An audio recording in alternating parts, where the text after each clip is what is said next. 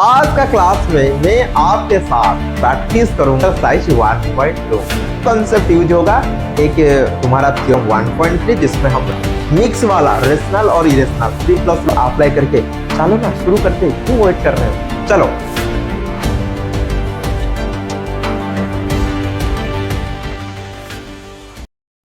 नमस्ते, hello learners, hello beginners. चलो दिल से मेहनत करते हैं और आगे बढ़ते हैं। आज का क्लास में मैं आपके साथ प्रैक्टिस करूंगा एक्सरसाइज 1.2। दो कंसेप्ट यूज होगा। एक तुम्हारा थ्योरम 1.3 जिसमें हम √2, √3, √5 ऐसे इरेशनल प्रूव कर रहे थे, और इसके बाद मिक्स वाला रेशनल और इरेशनल 3+ √2, 3 - √2, 3 × √2 और 3/√2 ऐसे इरेशनलिटी को भी प्रूव कर रहे थे। इन दोनों को अप्लाई करके चलो ना शुरू करते हैं। क्यों वेट कर रहे हो, चलो। नंबर 1 में क्या दिया है?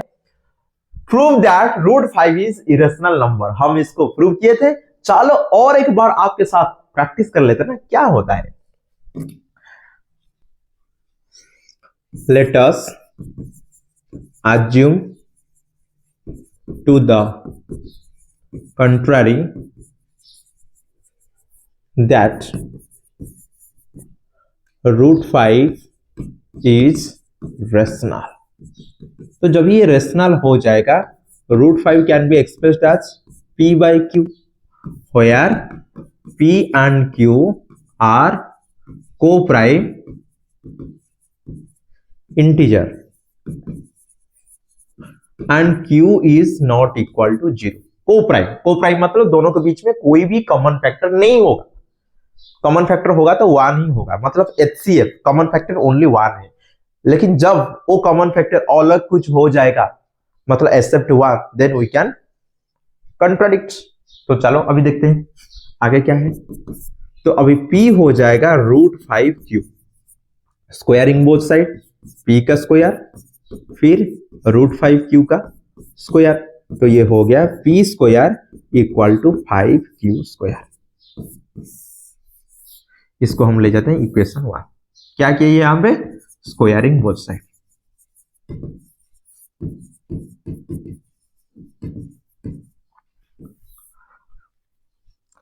देखो p² = 5 into समथिंग, मतलब p² इज डिविजिबल 5। तो अभी हम लिख सकते हैं therefore p² is divisible by 5 by theorem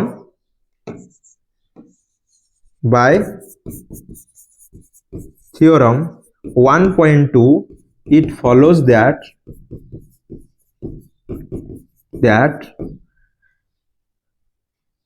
p is also divisible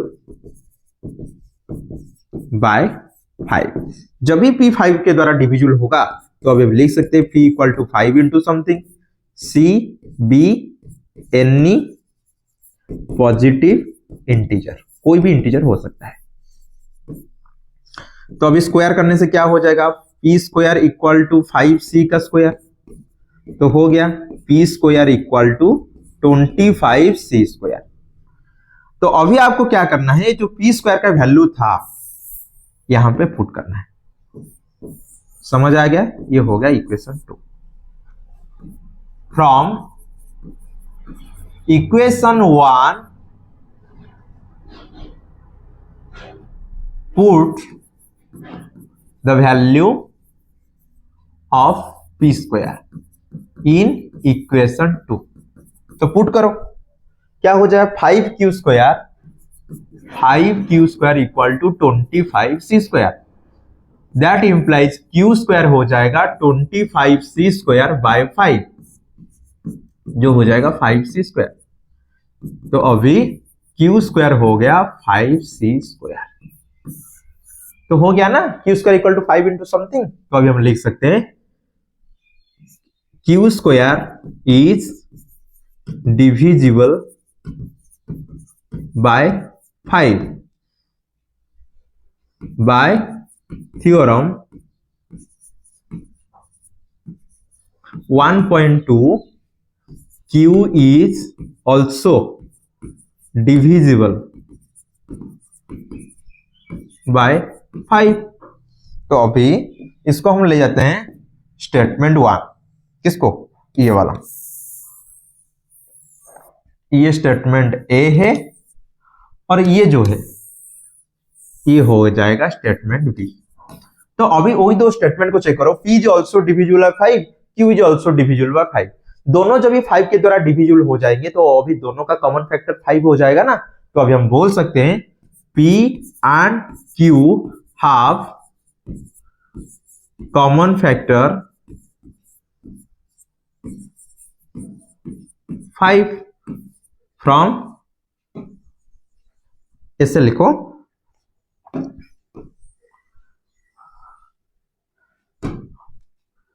from statement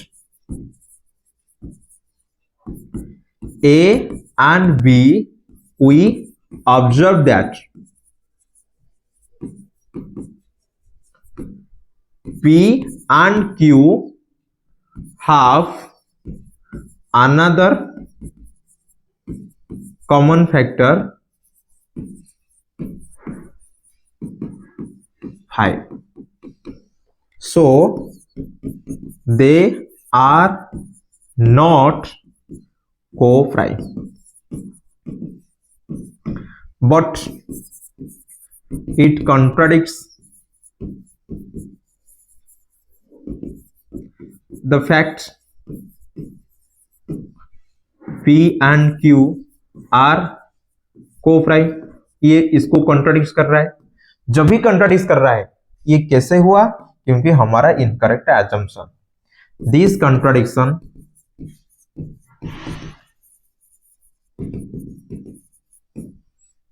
contradiction has arisen due to our incorrect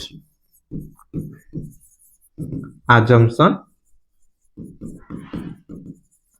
that is root 5 is rational। तो हो गया, अतः रूट 5 इज इरेशनल। हो गया conclusion,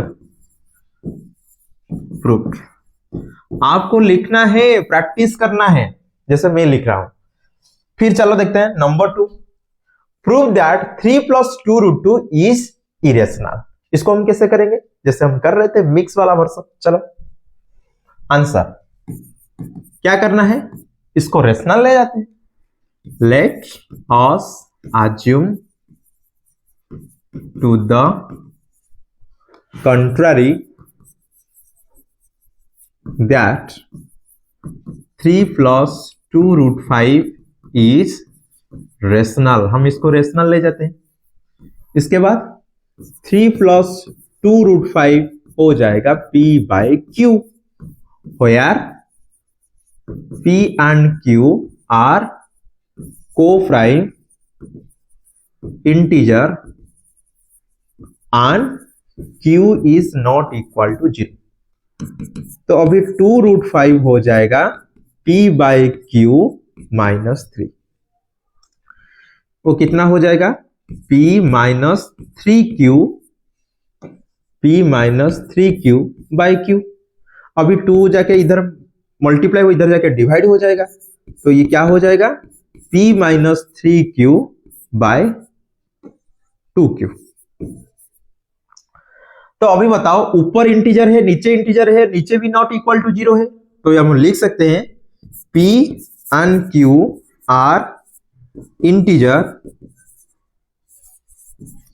that implies P -3Q and 2Q are also integer, that implies P -3Q/2Q is rational as 2Q is not equal to 0। समझ में आ गया? तो अभी ये राइट साइड हो गया रेशनल, तो इधर भी रेशनल होना चाहिए। So root 5 is also rational, but ऐसे थोड़ी ना होता है। But this contradicts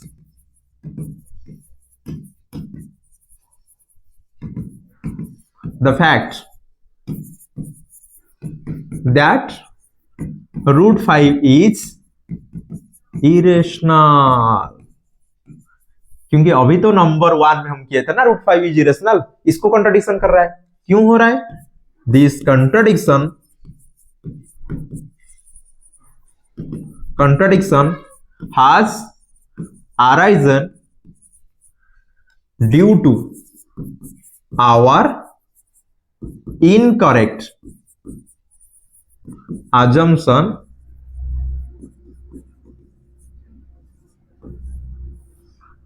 that 3 plus 2 root 5 is rational। तो अभी क्या हो जाएगा? We conclude that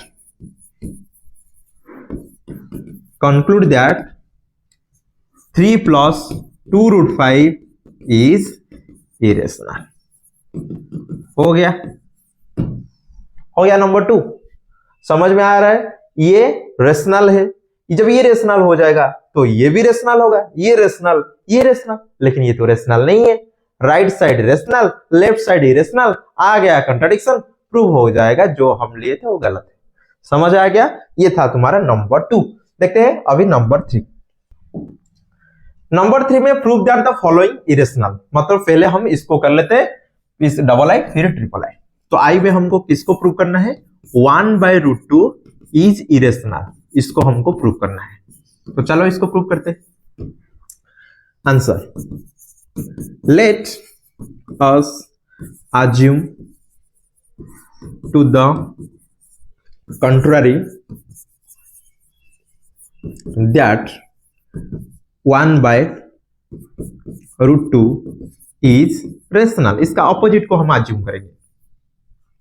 फिर 1/√2 हो गया p/q, p and q are co-prime integer and q is not equal to 0। तो अभी चेक करो, अभी आप ऐसे कर दोगे तो गलत हो जाएगा, ये हो जाएगा गलत, ये गलत। क्यों गलत? क्योंकि नीचे आ गया p तो 0 हो सकता है। तो हमको कैसे करना है? ऊपर √2 को मल्टीप्लाई करना है और नीचे भी एक √2 को मल्टीप्लाई करना है। देखो अभी क्या बन जाएगा, ऊपर मल्टीप्लाई किए है √2 तो ऊपर हो गया √2, नीचे क्या हो जाएगा? √2 into √2 that is 2, that is p/q। तो अभी हम लिख सकते हैं √2 हो जाएगा 2p/q। p and q are integer, हाँ पता है integer. That implies 2p and q are also integer and q is not equal to 0। That implies 2p/q is rational। So √2 is also rational। लेकिन ऐसे थोड़ी ना होता है, but this contradicts the fact that √2 is irrational। ऐसे क्यों हुआ? This contradiction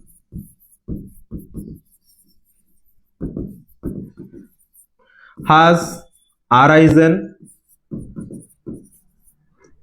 due to our incorrect assumption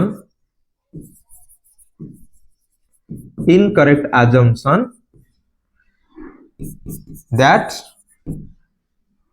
1/√2 is rational। यह गलत है assumption। तो अभी हम लिख सकते हैं 1/√2 is irrational। प्रूव्ड हो गया, आई हो गया। चलो डबल आई के पास चलते हैं। डबल आई क्या है? 7√5। सेम प्रोसीजर है। Let us assume to the contrary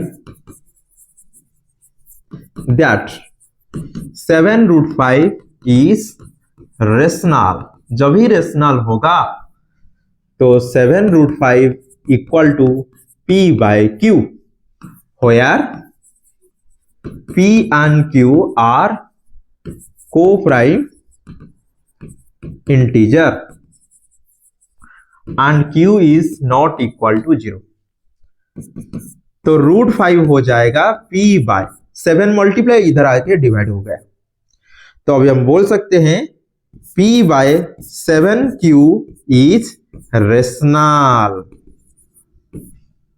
because as P and 7Q are integer and 7Q is not equal to 0. So √5 is also rational. जब भी राइट साइड रेशनल हुआ तो लेफ्ट साइड भी तो rational होगा, क्योंकि ऐसे थोड़ी ना होता है. But this contradicts the fact that √5 is irrational. This contradiction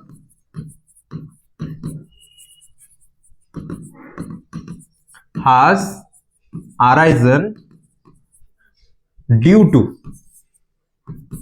our incorrect assumption that 7√5 is rational. ये तुम्हारा गलत है. So we conclude that 7√5 is irrational. Proved. खत्म. ये हो गया डबल आई. अभी चलते हैं लास्ट ट्रिपल आई के पास. ट्रिपल आई में क्या दिया है?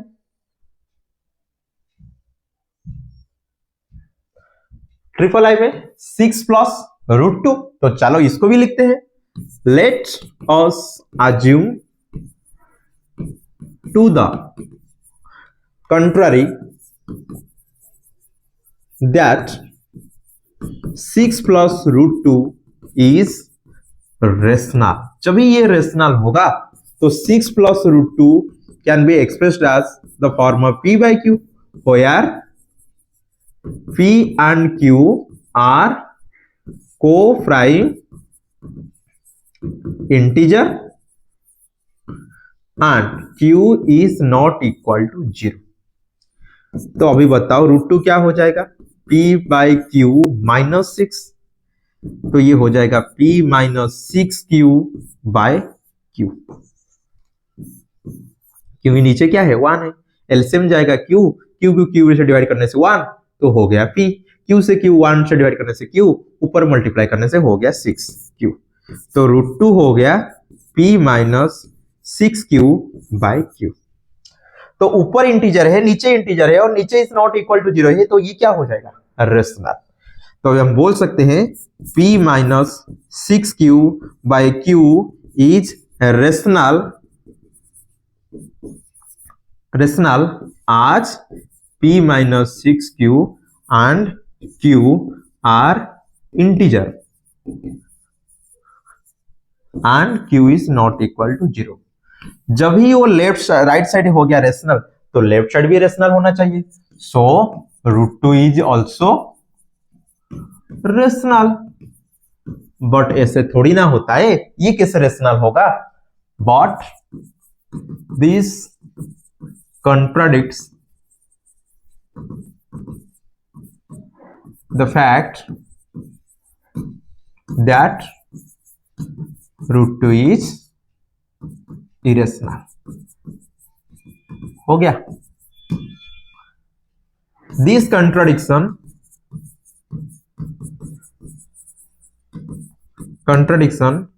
has arisen due to our incorrect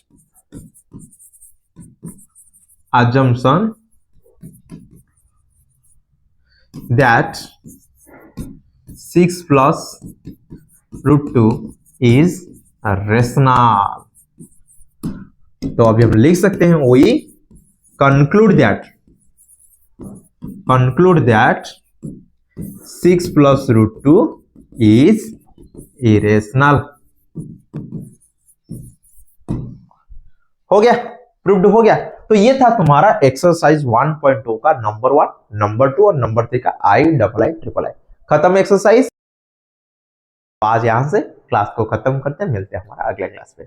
धन्यवाद, नमस्ते।